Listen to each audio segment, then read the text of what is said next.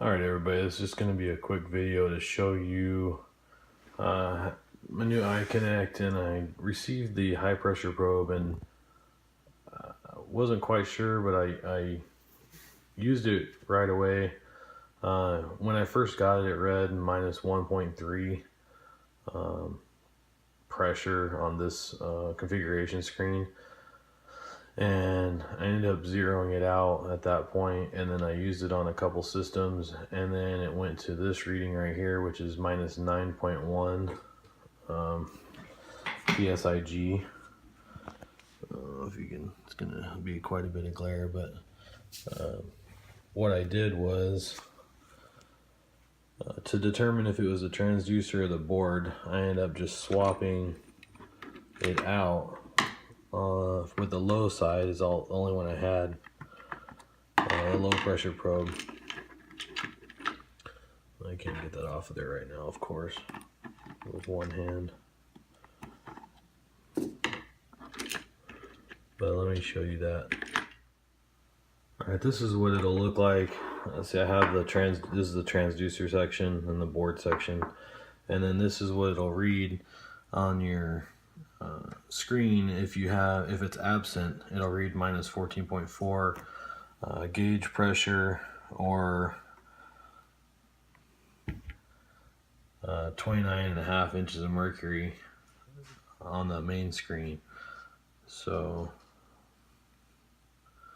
come back over here to wireless probes, expand these out.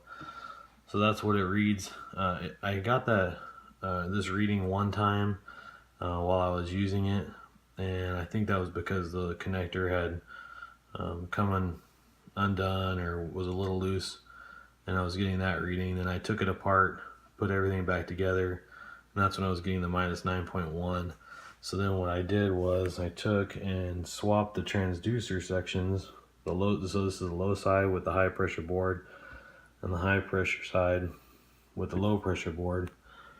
Let's see if I can get that in there on camera. So I'm just hot swapping these. I'm not turning them off or anything like that. Doesn't seem to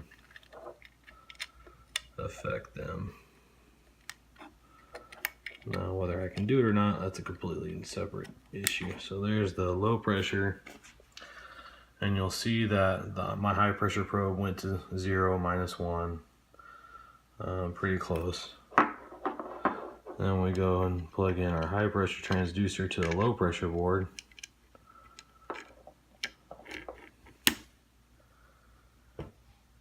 The low pressure board reads minus 3.7. And at this point, a couple of times I was able to get it to zero out, and then I would disconnect it and reconnect it, and it would just go the same way. So let me get these off, and then I'll show you. Imperial sent me a new high side transducer after talking to Jim Bergman. I explained to him that I swapped the transducer around, and as you can see, I was still having this negative reading. It wouldn't zero out a lot of the times. Let me see if I can get it to zero pressure. And it'll say cannot zero. Well, it thinks that there's reading pressure, because if you see, it's reading minus 7 inches. Well, it should be plus 7 inches of mercury, not minus 7. But anyhow, it's plus 7, 7.3 inches of mercury on this screen, and on your wireless probe, you're getting minus 3.6 gauge pressure. So I talked to Jim, told him what happened. Imperial sent me out a new high side transducer. No, very quickly. I think it took 2 days to get to Texas from Ohio, or I guess it's Ohio. Let me see. Yeah. So it took a couple days to get it. It arrived really quickly. Swapped it out. So let me put it back together, and I'll show you guys. I marked this one so I would know that it was the one that was no good. Let me put the good one on it, and I'll show you what happened. Alright, here we are. I've got the new transducer hooked up to the board, and there's the one that failed. Low pressure is back on the low pressure board, and if you look at the iConnect or iManifold app, right away when I plugged in the new transducer, it went to 0. I didn't have to zero it at all. Jim did tell me that they come calibrated from the factory, just the transducer section. So even separate from the board, it's already calibrated. So as soon as I hooked it up to the board, it read 0 and should be good to go at this point. That's it, guys. Thanks a lot.